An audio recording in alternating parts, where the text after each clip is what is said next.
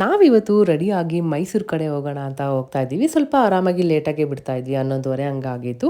So ಇಯಾನ remote ಕೂಡ ತರ್ತೀನಿ ಅಂತ ಇಟ್ಕೊಬಿಟ್ಟಿದ್ದಾಳೆ. ಹಾಗೆ ಸ್ನ್ಯಾಕ್ಸ್ ಕೂಡ ತಗೊಂಡೋದ್ವಿ, ಆನ್ ದ ವೇ ತಿನ್ನಕ್ಕಿರುತ್ತೆ ಅಂತ. ಇಯಾನಾಗೂ ಆಗುತ್ತೆ, ನಮಗೂ ಆಗುತ್ತೆ ಅಂತ. ಇವತ್ತೇನಾಯ್ತಪ್ಪ ಅಂದರೆ ಸರ್ಪ್ರೈಸಿಂಗ್ಲಿ ಅವಳು ಯಾವಾಗಲೂ ಕಾರ್ ಹತ್ತಿದ ತಕ್ಷಣ ಮುಂದೆನೇ ಕುತ್ಕೊತಾ ಇದ್ಲು. ಇವತ್ತು ಹೋಗಿ ಹಿಂದೆ ಕುತ್ಕೊಂಡ್ಬಿಟ್ಟಿದ್ದಾಳೆ. ನನಗಂತೂ ಫುಲ್ ಖುಷಿ ಆಗ್ಬಿಡ್ತು. ಇಲ್ಲ ಅಂದರೆ ಫುಲ್ ತೊಡೆ ಮೇಲೆ ಕುಣಿಸ್ಕೊಂಡು ಹೋಗ್ಬೇಕಿತ್ತು.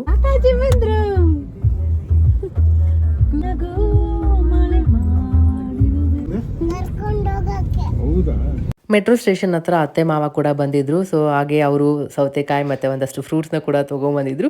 ಅದು ಕೂಡ ತಿನ್ಕೊಂತ ಒಂದು ಒಳ್ಳೆ ನೇಚರ್ನ ಎಂಜಾಯ್ ಮಾಡ್ಕೊತು ಡ್ರೈವ್ ಮಾಡ್ಕೊಂಡು ಹೋದ್ವಿ. ನಾವು ಅಂದ್ಕೊಂಡಿದ್ವಿ ಹಿಮವದ್ ಗೋಪಾಲ ಸ್ವಾಮಿ ಬೆಟ್ಟಕ್ಕೆ ಹೋಗೋಣ ಅಂತ. ಸಡನ್ನಾಗಿ ಕಿರಣ್ ಮುತ್ತತ್ತಿ ಬೋರ್ಡ್ ನೋಡಿದ್ರು. ಸಡನ್ನಾಗಿ ಆ ಕಡೆ ತೊಗೊಂಬಿಟ್ರು, ಹೋಗೋಣ ಈ ದೇವಸ್ಥಾನಕ್ಕೆ ಯಾವತ್ತೂ ಹೋಗಿಲ್ಲ ಅಂತ. ಅದು ಬೇರೆ ಅವತ್ತಿನ ದಿನ ಶನಿವಾರ ಅಲ್ವಾ, ಸರಿ ಹೋಗಿ ಆಂಜನೇಯ ದರ್ಶನ ಮಾಡೋಣ ಅಂತ ಬಂದ್ವಿ. ಇಲ್ಲಿ ನೋಡಿದ್ರೆ ಎಲ್ಲೂ ನೋಡಿದ್ರಲ್ಲಿ ಕೋತಿ ಎಲ್ಲ ಇತ್ತು. ಸೊ ನಾನು ಅಬ್ಸರ್ವ್ ಮಾಡಿರೋದು, ಯಾವುದೇ ನೀವು ಹನುಮಾನ್ ಟೆಂಪಲ್ಗೆ ಹೋದ್ರು 99% ಅಲ್ಲಿ ಕೋತಿಗಳಿರ್ತವೆ. ನೋಡಿ ಹೆಂಗೆ ಅಲ್ವಾ, ಅದು ದೇವಸ್ಥಾನದ ಹತ್ರನೇ ಜಾಸ್ತಿ ಕೋತಿ ಇರೋದು. ಹಾಗೆ ಇದು ಫಸ್ಟ್ ಟೈಮ್ ನಾವು ಈ ಮುತ್ತತ್ತಿ ದೇವಸ್ಥಾನಕ್ಕೆ ಬಂದಿದ್ದು. ತುಂಬ ಚೆನ್ನಾಗಿತ್ತು, ದರ್ಶನ ಕೂಡ ತುಂಬ ಎಲ್ಲ ಚೆನ್ನಾಗಾಯಿತು.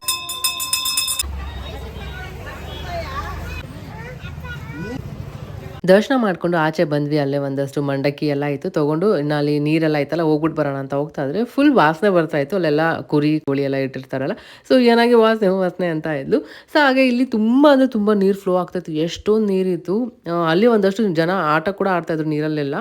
ಅಲ್ಲಿ ಒಂದಷ್ಟು ಫೋಟೋಸ್ ಎಲ್ಲ ತೊಗೊಂಡ್ವಿ. ಈಯನ ನೋಡಿದ್ರೆ ಅರ್ಧಕ್ಕರ್ಧ ಬಟ್ಟೆ ಎಲ್ಲ ಒದ್ದೆ ಮಾಡ್ಕೊಂಬಿಟ್ಲು. ಹೇಗಿದ್ರು ಎಕ್ಸ್ಟ್ರಾ ಬಟ್ಟೆ ಎಲ್ಲ ತೊಗೊಂಬಂದಿದ್ವಲ್ಲ ಅಂತ ರಿಟರ್ನ್ ಬಂದರೆ ಇಲ್ಲಿ ಕಾರ್ ಮೇಲೆ ಆಲ್ರೆಡಿ ಬಂದು ವೆಯ್ಟ್ ಮಾಡ್ತಾ ಇದೆ ಕೋತಿ, ಬನ್ನಿ ನೀವು ಹೆಂಗೆ ಕಾರ್ ಹತ್ತೀರಾ ನೋಡೋಣ ಅಂತ. ಕಿರಣ್ ಎಷ್ಟು ಟ್ರೈ ಮಾಡಿದ್ರು ಹೋಗ್ತಾ ಇರಲಿಲ್ಲ. ಹಂಗೂ ಹಿಂಗೂ ಮಾಡಿ ಫೈನಲಿ ಯಾನಾಗೆ ಡ್ರೆಸ್ ಎಲ್ಲ ಮುಗಿಸ್ಕೊಂಡು ಅಲ್ಲಿದ್ದ ಮತ್ತೆ ನಾವು ಮೈಸೂರು ಕಡೆ ಹೊರಟ್ವಿ. ಹಾಗೆ ಆನ್ ದ ವೇ ಏನೇನು ಕಾಣಿಸುತ್ತೆ ಕಿರಣ್ಗೆ ಫಸ್ಟ್ ನಿಲ್ಲಿಸ್ಬಿಡ್ತಾರೆ.